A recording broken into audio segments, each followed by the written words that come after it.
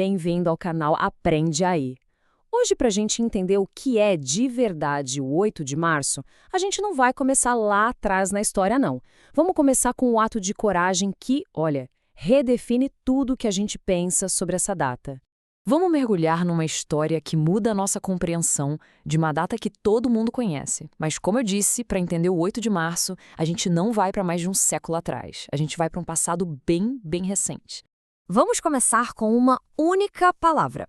Uma palavra poderosa, que define um ato que simplesmente transcende o tempo. E vamos adicionar outra que dá a dimensão exata do que aconteceu.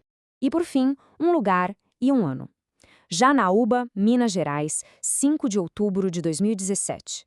O dia da terrível tragédia na creche Gente Inocente.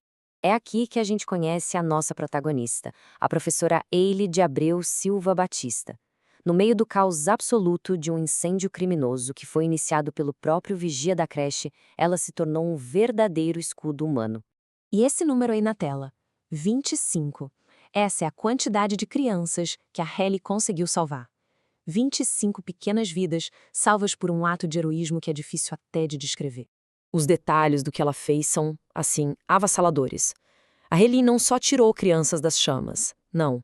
Ela foi para cima do agressor, lutou corpo a corpo com ele para tentar pará-lo, e fez isso já com 90% do corpo queimado.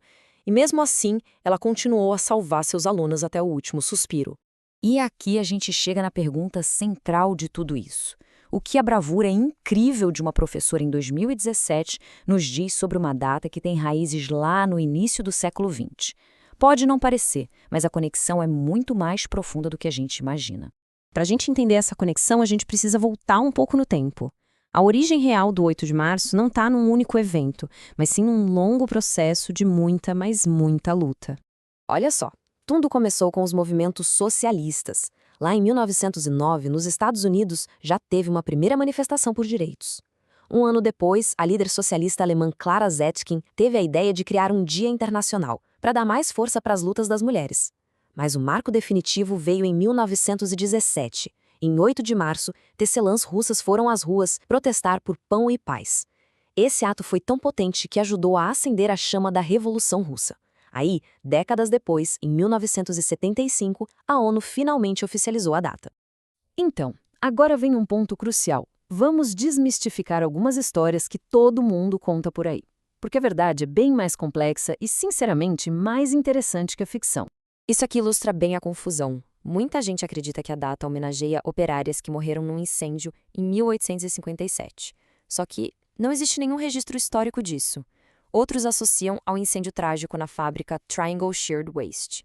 Esse sim aconteceu, foi horrível, matou 146 pessoas, a maioria mulheres.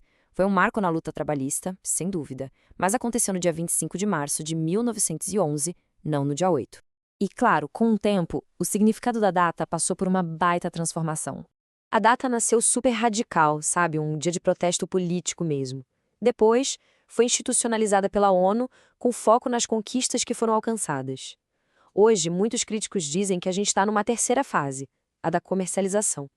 O dia virou uma oportunidade para dar flores, presentes, o que, para muitos, acaba diluindo aquele sentido original de luta e resistência. E é exatamente por isso que a gente volta para Janaúba.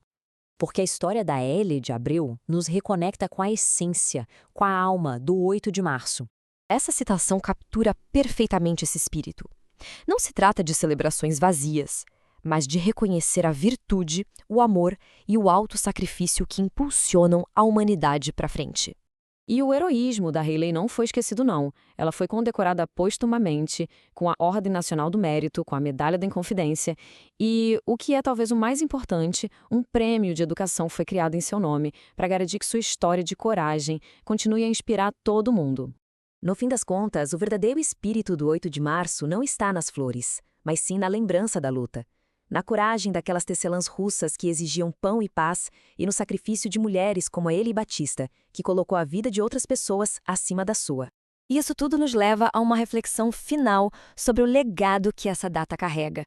Para além dos gestos simbólicos, como a gente pode honrar no nosso dia a dia esse verdadeiro espírito de luta, coragem e sacrifício Fica aí a pergunta. Se inscreve no Aprende Aí antes que o algoritmo esqueça de você e venha aprender ainda mais com a gente.